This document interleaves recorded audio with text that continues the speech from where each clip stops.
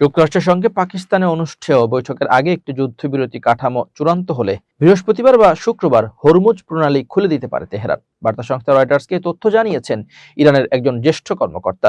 যুদ্ধের সময় Iran Hormuz প্রণালী বন্ধ করে দিলে বিশ্বজুড়ে তেল ও গ্যাসের বাজারে বড় ধরনের অস্থিরতা তৈরি হয়েছে।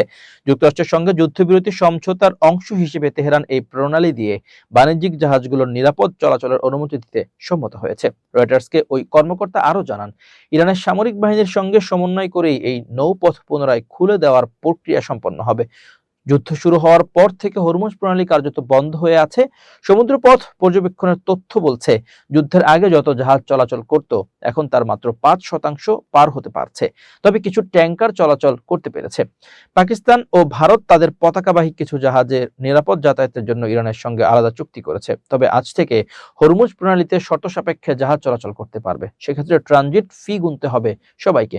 ইরান এই ফি নেবে, সঙ্গে থাকবে ওমানও। জানা গেছে, ইরান প্রতিটি জাহাজের কাছ থেকে $20 লাখ পর্যন্ত ফি নিচ্ছে। তবে কোনো জাহাজ মালিক এই ফি দিয়েছেন কিনা তা এখনো স্পষ্ট নয়।